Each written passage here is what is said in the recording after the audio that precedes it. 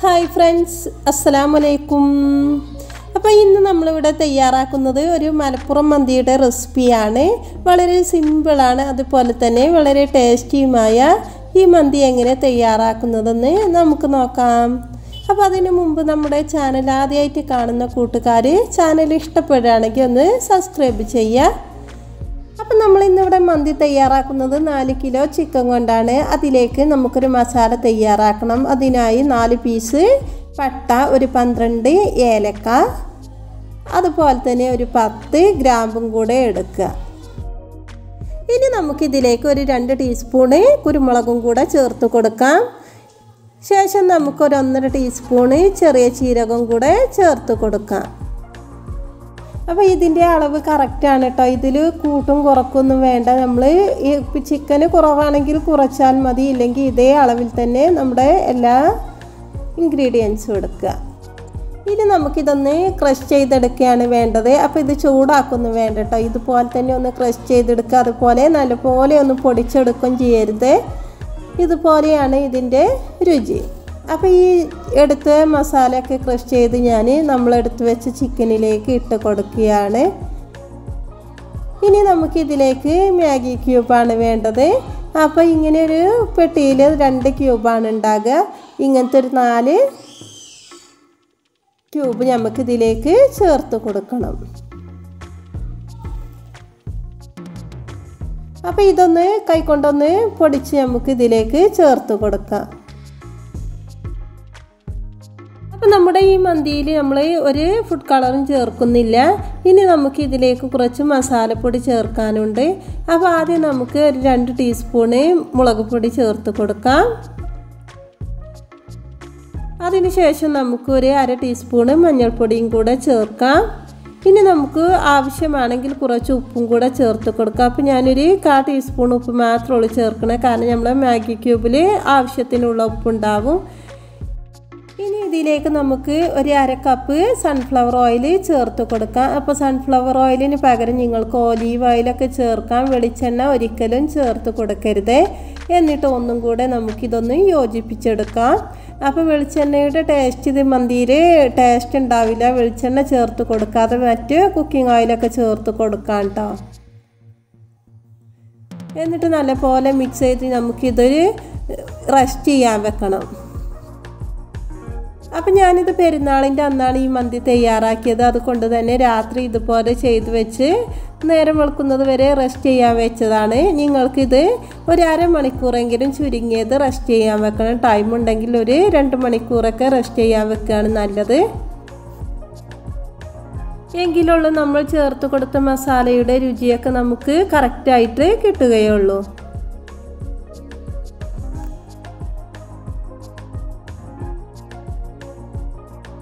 അപ്പോൾ നമ്മൾ നേരം വെളുത്തതിന് ശേഷം മന്തി തയ്യാറാക്കാനുള്ള അരിയെടുത്ത് ഇതൊരു 1/2 മണിക്കൂർ വെള്ളത്തിലിട്ട് കുതിർത്തെടുക്കണം.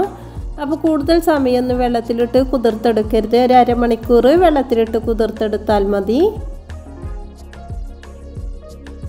അതുപോലെ തന്നെ നമ്മൾ മന്തിക്ക് റൈസ് തിരഞ്ഞെടുക്കുന്ന ടൈമിൽ യെല്ലോ കളർ റൈസ് എടുക്കുക. സെല്ല ബസ്മതി റൈസ്, നമ്മൾ ഹനീത് അതേപോലെ ഫ്രൈഡ് റൈസ്, അതിനൊക്കെയാണ് പിന്നെ വൈറ്റ് റൈസ് എടുക്കേണ്ടത്. അപ്പോൾ അരി വെള്ളത്തിലിട്ട് 1/2 മണിക്കൂറിന് ശേഷം നമുക്ക് റൈസ് തയ്യാറാക്കാം. അതിനായി ഒരു ചെമ്പിലേക്ക് 2 കപ്പ് സൺഫ്ലവർ ഓയിൽ ഒഴിച്ച് കൊടുത്തിട്ടുണ്ട്. അപ്പോൾ ഞാൻ 3 കിലോ റൈസാണ് വെക്കുന്നത്, അതുകൊണ്ടാണ് 2 കപ്പ് ഓയിൽ എടുത്തത് കേട്ടോ. ഇനി നമുക്ക് ഇതിലേക്ക് ഇഞ്ചി വെളുത്തുള്ളി ചതച്ചതാണ് ചേർത്ത് കൊടുക്കേണ്ടത്. ഇനി ഇതിൻ്റെ പച്ചമണം ഒന്ന് മാറുന്നത് പോലെ നല്ല പോലെ ഒന്ന് വഴറ്റിയെടുക്കണം. അപ്പോൾ ഈ മന്തിയിലേക്ക് കൂടുതൽ ടേസ്റ്റ് കിട്ടുക സ്പ്രിംഗ് ഓനിയനാണ്. അത് കയ്യിലില്ലാത്തത് കൊണ്ട് സവാള ചേർത്ത് കൊടുക്കുകയാണ്. ഉണ്ടെങ്കിൽ സ്പ്രിംഗ് ഓനിയൻ തന്നെ ചേർത്ത് കൊടുക്കാൻ ശ്രദ്ധിക്കുക. സവാള ചേർത്ത് കൊടുത്താൽ കുഴപ്പമൊന്നുമില്ല. പെരുന്നാളിൻ്റെ ടൈം ആയതുകൊണ്ട് സ്പ്രിംഗ് ഓനിയൻ നമുക്ക് കിട്ടിയില്ല. ഇനി ഇതും അതുപോലെ നമുക്കൊന്ന് വഴറ്റിയെടുക്കാം. അപ്പോൾ നമ്മുടെ സവാളയൊക്കെ നല്ലപോലെ വഴറ്റിയെടുത്തിട്ടുണ്ട്. ഇനി നമുക്കിതിലേക്ക് ഒരു ക്യാപ്സിക്കം കട്ട് ചെയ്തതും കൂടെ ചേർത്ത് കൊടുക്കാം. ഇനി ഈ ക്യാപ്സിക്കൻ എണ്ണയിലൊന്ന് വഴറ്റിയെടുക്കണം. ഒരുപാട് ടൈം വഴറ്റിയെടുക്കേണ്ട ആവശ്യമൊന്നുമില്ല. ഒന്ന് ചെറുതായി ഒന്ന് വഴറ്റിയെടുത്താൽ മതി. ഇനി നമുക്കൊരൽപ്പം ഗ്രാമ്പൂ പട്ട ഏലക്ക കൂടെ ചേർത്ത് കൊടുക്കുക. ഒരുപാട് ചേർത്ത് കൊടുക്കേണ്ട, കുറച്ച് ചേർത്ത് കൊടുത്താൽ മതി കേട്ടോ. അപ്പോൾ അതിന് ശേഷം ഞാനിതിലേക്ക് കുറച്ച് കുരുമുളകും കൂടെ ചേർത്ത് കൊടുത്തിട്ടുണ്ട്. 1 ടീസ്പൂണൊക്കെ കുരുമുളക് ചേർത്ത് കൊടുത്തിട്ടുണ്ട്. അപ്പോൾ അത് ചതക്കൊന്നും ചെയ്യാതെ അച്ചൽക്ക് ഇട്ട് കൊടുത്തൊക്കെയാണ്. ശേഷം നമുക്കിതിലേക്ക് മാഗി ക്യൂബാണ് ഇട്ട് കൊടുക്കേണ്ടത്. അപ്പോൾ ഞാൻ 2 മാഗി ക്യൂബ് ഇട്ട് കൊടുത്തിട്ടുണ്ട്. മാഗി ക്യൂബ് ഒരു 3 എണ്ണം വരെയൊക്കെ ആവട്ടെ. 1 കിലോ റൈസൊക്കെ ഒന്നില്ല കണക്കിന് ഇട്ട് കൊടുക്കാവുന്നതാണ്. ശേഷം ഞാനിതിലേക്ക് കുറച്ച് ഉപ്പും കൂടെ ചേർത്ത് കൊടുത്തിട്ടുണ്ട്. ഉപ്പ് നമ്മൾ വെള്ളത്തേക്ക് ഇട്ട് കൊടുത്താലും മതി. ഇനി നമുക്ക് റൈസ് വേവിക്കാനുള്ള വെള്ളം ചേർത്ത് കൊടുക്കാം. അപ്പം ഞാൻ ഈ പാത്രത്തിൽ അളന്നാണ് റൈസ് എടുത്തത്. അപ്പോൾ ഇതിന് 1 പാത്രം കണക്കിന് നമ്മൾ അരി, അപ്പോൾ ഇതിന് 1.5 പാത്രം വെള്ളമാണ് ഒഴിച്ച് കൊടുക്കുന്നത്. അപ്പോൾ 1 കപ്പ് അരിക്ക് 1.5 കപ്പ് വെള്ളം എന്ന കണക്കിലാണ് നമ്മൾ ഒഴിച്ച് കൊടുക്കേണ്ടത്. അതുപോലെ തന്നെ നമ്മൾ മാഗി ക്യൂബ് ചേർക്കുന്നത് കൊണ്ട് ഉപ്പ് അധികമൊന്നും ചേർത്ത് കൊടുക്കരുത്. ലാസ്റ്റ് വെള്ളം ഒഴിച്ച് വെള്ളമൊക്കെ തിളച്ച് വരുന്ന ടൈമിൽ ഉപ്പുണ്ടോ നോക്കിയിട്ട് വേണമെങ്കിൽ കൂടുതൽ ചേർക്കാവുന്നതാണ്. അപ്പോൾ ഇനി ഈ അരിയിലിട്ട് നമ്മൾ റൈസ് വറ്റിച്ചെടുക്കുകയാണ് നമ്മൾ ചെയ്യുന്നത്. അപ്പോൾ ഇത് തിളക്കാൻ വേണ്ടി നമുക്ക് വെയിറ്റ് ചെയ്യാം.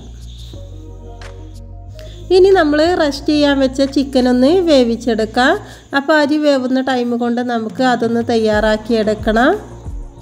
അപ്പോൾ ഇത് ഒരുപാട് ടൈം ചിക്കൻ വെച്ചത് കൊണ്ട് തന്നെ മസാലയൊക്കെ നല്ലപോലെ ചിക്കനിൽ പിടിച്ചിട്ടുണ്ട്.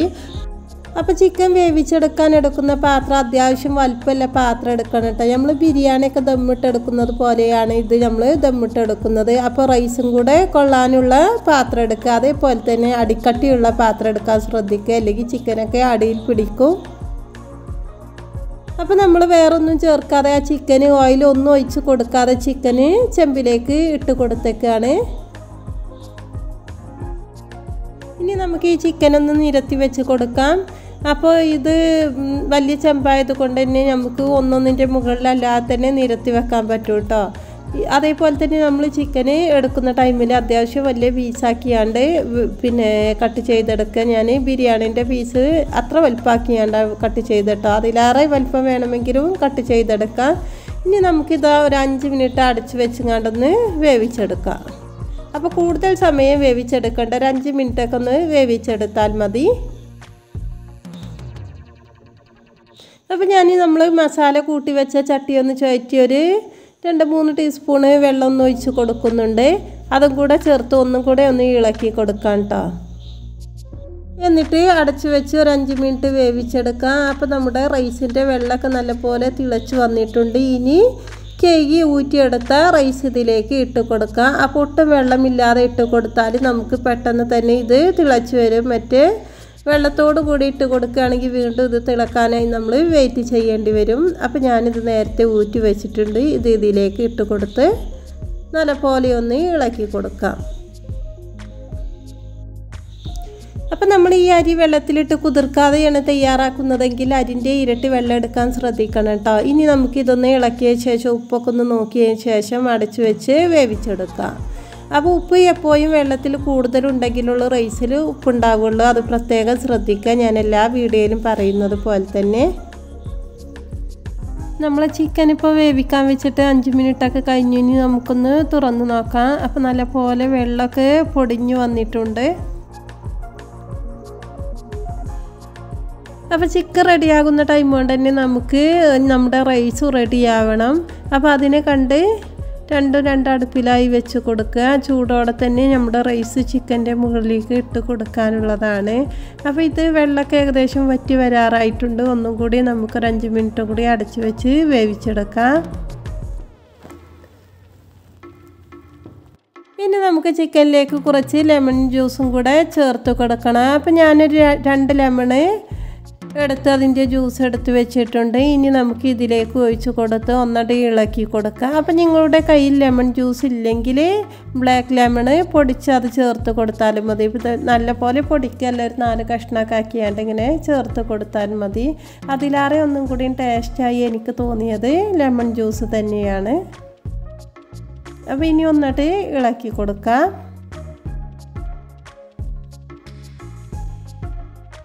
ഇനി നമ്മുടെ ഈ ചിക്കൻ്റെ മുകളിലേക്ക് റൈസും കൂടെ ഇട്ട് കൊടുക്കുകയാണ് വേണ്ടത്. അപ്പോൾ നമുക്ക് നമ്മുടെ റൈസ് ഒന്ന് വെന്തോ നോക്കാം. അപ്പോൾ നമ്മുടെ റൈസും ഒരു 3/4 വേവൊക്കെ ആയിട്ടുണ്ട്. ഇനി നമുക്ക് ദം കടന്ന് ബാക്കിയുള്ള വേവ് ആയി കിട്ടും. അതുകൊണ്ട് ചൂടുള്ള ചിക്കൻ്റെ മുകളിലേക്ക് നമ്മുടെ ആ ചൂടുള്ള റൈസ് ചൂടോടെ തന്നെ ഇട്ട് കൊടുക്കാം കേട്ടോ. ഇത് റൈസ് ആദ്യം വെച്ച് തണുപ്പിച്ചിട്ട് കൊടുക്കരുത്. അങ്ങനെ ആയാൽ പിന്നീട് വേവില്ല കേട്ടോ. അപ്പോൾ ചൂടോടെ തന്നെ ഇട്ട് കൊടുത്താലോട് അതിൻ്റെ കറക്റ്റ് ടേസ്റ്റ് നമുക്ക് ലഭിക്കുകയുള്ളൂ. അപ്പോൾ ഈ ടൈമിൽ കുറച്ച് പച്ചമുളകും കൂടെ ഒന്ന് കുത്തി കൊടുത്താൽ മതി. പച്ചമുളകിൻ്റെ സ്മെല്ലും ടേസ്റ്റൊക്കെ കിട്ടാൻ വേണ്ടിയിട്ട്, ഒരു ഫ്ലേവറിന് വേണ്ടിയിട്ട് കേട്ടോ. അപ്പോൾ ഞാൻ ഈ ടൈമിൽ മറന്ന് ഞാൻ പിന്നെ ലാസ്റ്റ് ഒന്ന് വെച്ച് കൊടുത്തിട്ടുണ്ട്. ഇനി നമുക്ക് കുറച്ച് കനലിട്ട് ഇതിലേക്ക് കുറച്ച് സൺഫ്ലവർ ഓയിലോ നെയ്യൊക്കെ ഒഴിച്ചൊന്ന് പുകച്ചെടുക്കുക. അപ്പോൾ ഞാൻ സൺഫ്ലവർ ഓയിൽ ഒഴിച്ചാണ് പുകച്ചെടുത്തത്. അപ്പോൾ ഇനി നമുക്ക് ഇതൊരു 20 മിനിറ്റ് ദമ്മൊക്കെ ഇടക്കണം. അപ്പോൾ ചിക്കൻ്റെ റൈസിൻ്റെ ഒന്നും വേറൂല കേട്ടോ, വേവിച്ച് വെച്ചതാണെങ്കിൽ. അങ്ങനെ 20 മിനിറ്റിന് ശേഷം നമ്മളിത് പൊട്ടിച്ചെടുത്തിട്ടുണ്ട്. അപ്പോൾ ഞാനിത് പൊട്ടിച്ചെടുക്കുന്നതിൻ്റെ കുറച്ച് മുമ്പായിട്ടാണ് പച്ചമുളക് വെച്ച് കൊടുത്തത്. അത് ഞാൻ നമ്മൾ ദമ്മിട്ട ടൈമിൽ മറന്നതുകൊണ്ടാണ് കേട്ടോ ഇതുപോലെ ചെയ്തത്. അപ്പോൾ നിങ്ങൾ നേരത്തെ തന്നെ പച്ചമുളക് കുറച്ചെടുത്ത് നിങ്ങൾക്ക് ആവശ്യത്തിനനുസരിച്ച് കുത്തി കൊടുക്കാം. അപ്പോൾ ഇനി നമുക്ക് റൈസ് നമ്മൾ ബിരിയാണിയൊക്കെ വേറെ ചെമ്പിലേക്ക് മാറ്റുന്നത് പോലെ തന്നെ വേറൊരു ചെമ്പിലേക്ക് ഇട്ട് കൊടുക്കാം. അപ്പോൾ ചിക്കനും റൈസൊക്കെ വേർതിരിച്ച് വെച്ചിട്ടുണ്ട്. ഇതിൻ്റെ അടിയിൽ കുറച്ച് റൈസ് ഇതുപോലെ നിൽക്കണം. എന്നിട്ട് നമ്മൾ വിളമ്പുന്ന ടൈമിൽ ആദ്യം റൈസ് ഇട്ടിട്ട് അതിൻ്റെ മുകളിലേക്ക് ഈ ചിക്കനും ഈ റൈസും കൂടി അത് ഇട്ട് കൊടുക്കുക. അപ്പോഴാണ് അതിൻ്റെ കറക്റ്റ് ടേസ്റ്റ് കിട്ടുക. അപ്പോൾ ഇതുപോലെ എല്ലാവരും ഒന്ന് ട്രൈ ചെയ്ത് നോക്കുക. നമ്മൾ സാധാരണ മന്തി വെക്കുന്നതിലേറെ ഒന്നും കൂടി ടേസ്റ്റാണ് കേട്ടോ. ഇതുപോലെ മന്തി വെച്ചാൽ നല്ലൊരു പ്രത്യേക ടേസ്റ്റാണ്. അപ്പോൾ നമ്മളിതിലേക്ക് ഫുഡ് കളറൊന്നും ചേർത്തിട്ടില്ല. ഈ മഞ്ഞ റൈസ് ഈ റൈസിൻ്റെ മുകളിലേക്ക് ആ ചിക്കനിലുള്ള റൈസും ചിക്കനും കൂടെ ഇട്ടൊന്ന് വിളമ്പി കൊടുക്കാം. അപ്പോൾ ഇന്നത്തെ നമ്മുടെ വീഡിയോ ഇഷ്ടമായ ലൈക്ക് ചെയ്യുക, ഷെയർ ചെയ്യുക, കമൻറ്റ് ചെയ്യുക. ഇതുവരെ സബ്സ്ക്രൈബ് ചെയ്യാതെ കാണുന്ന എല്ലാ കൂട്ടുകാരും സബ്സ്ക്രൈബ് ചെയ്ത് സപ്പോർട്ട് ചെയ്യുക. പുതിയൊരു വീഡിയോയുമായി വീണ്ടും കാണാം ഇൻഷാ അല്ലാഹ്.